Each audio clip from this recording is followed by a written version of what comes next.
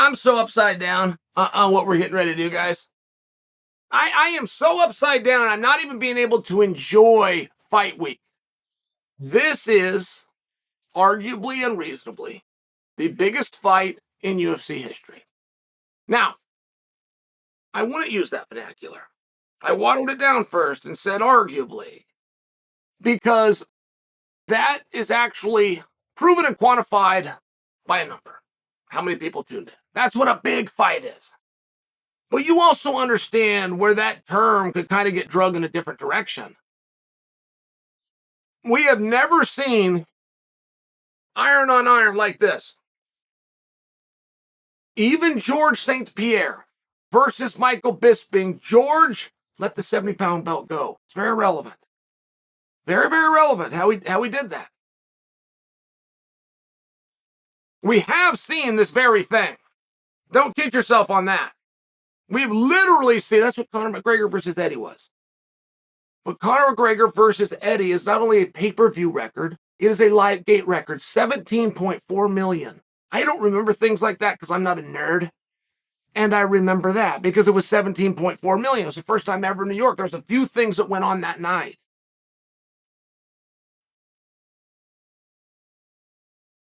This fight, there's nothing you can do, right? There's nothing we don't have a genie that pops out of the bottle and everything goes perfect. Nothing in life goes perfect. You do the best you can. You make the fights that you can make when you can make them. I understand those things, but will you at least meet me part way? That when you laugh at me, when you try to push my face in it like the puppy that missed the paper, when I tell you this is possibly and arguably the biggest fight in UFC history, the biggest fight Dana has ever put on, ever. While you dismiss me, will you at least show me the gratitude that yes, it is if we did it at a different time? If we brought Volk up and he had a couple of fights at this weight class and they were common opponents to Islam. By example, Volk fights Oliveira and Volk finishes Oliveira. Then we bring him into Islam. Could you agree? And what about Islam himself? This is the heir apparent to King Khabib. But not yet. I mean, it was just his last fight where you guys, the kids on the underground, had a very strong support for a thread with the narrative that Islam shouldn't even be in that fight. Not only can he not beat Charles, he shouldn't even be given the opportunity to fight him. That he doesn't have enough ranked wins. That he doesn't have any matches, let alone any wins against anybody in the top 5. I mean, I'm quoting. This is all stuff by you guys. I am not a nerd. I wouldn't know if he beat. I wouldn't know what a guy's ranked and how he did he finish him. But for you people that do know, right? That was only a fight ago. So could we at least imagine that there is a scenario if we just had a little bit more time? Because it does look as though Islam's at least going to be given the opportunity to take what Khabib left behind. And that's been really debated. A lot of people believed, myself included, Chimaev was going to come and pick up that arm. He just didn't do it. Chimaev took a chunk, but he just didn't do it. Chimaev was a media darling like I have never seen.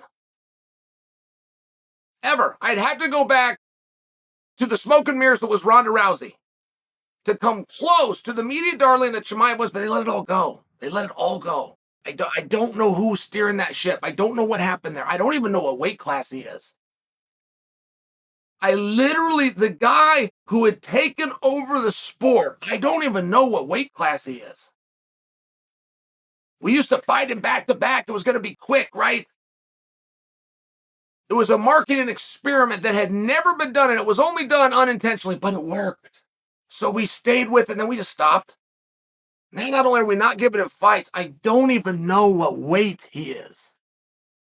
Okay, so I'm just bringing this up, that it is relevant, that what Khabib left is still there.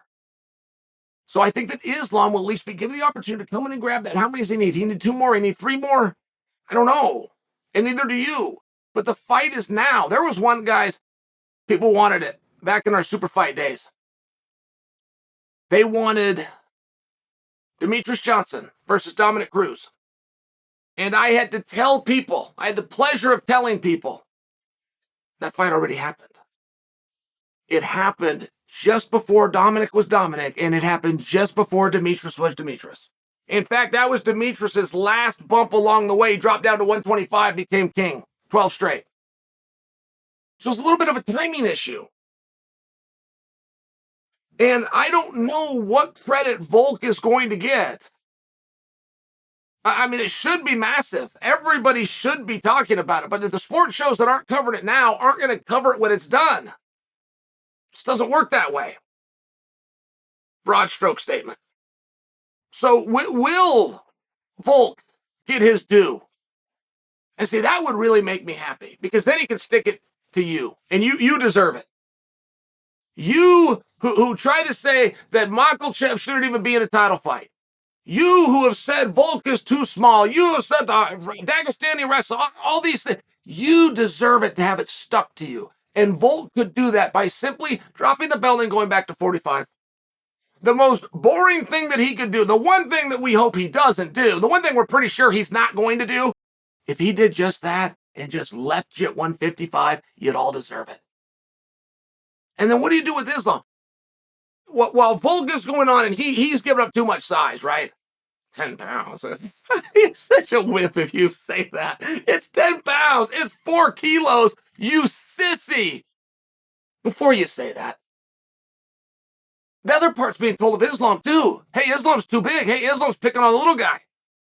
Hey, fight someone your own size, right? It's kind of one of those types things. So Islam came out today. He said, man, I'd like to do the same thing the Volk's doing. I'd like to go to 170. I like big fights.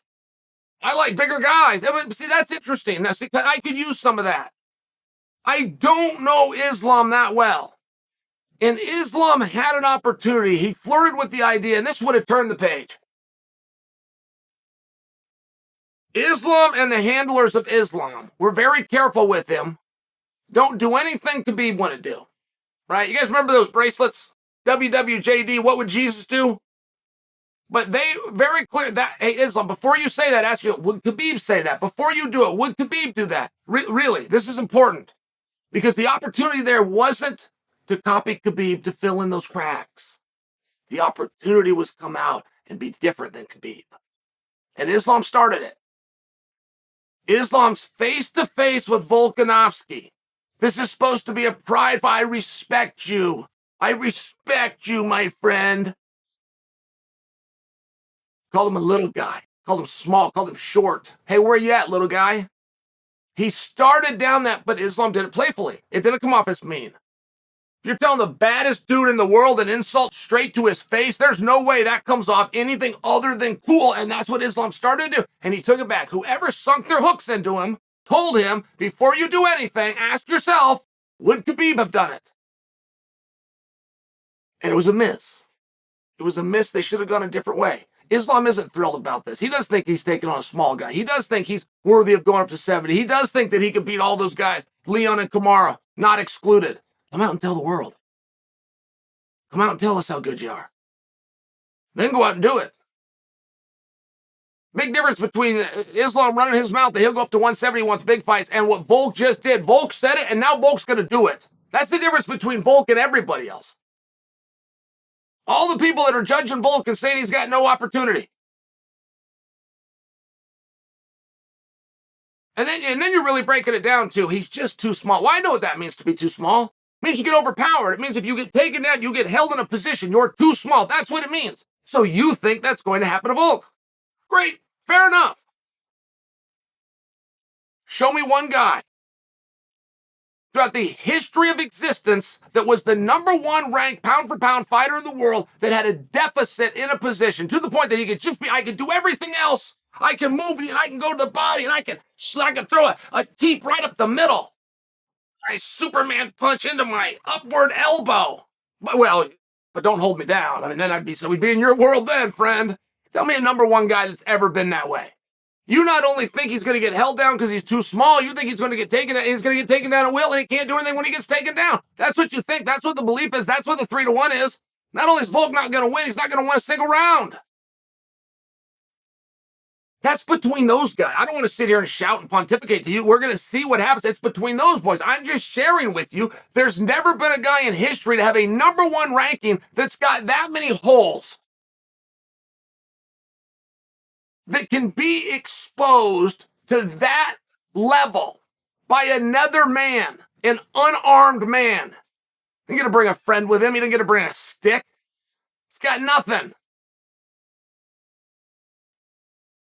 And it's one of these really interesting spots. I don't know what Volk's going to do once he gets away. He's going to sink into 155 and grow it and make you guys all change your mind. He had to tell you all to stick it, drop back down to 45. What's Islam going to do? Have an opportunity guy, tell a guy that he's too short, now say he wants to go up to 170 because he likes big fights. You like big fights, go out and get one. Volk saw one. Volk went out and got himself one. What is stopping you?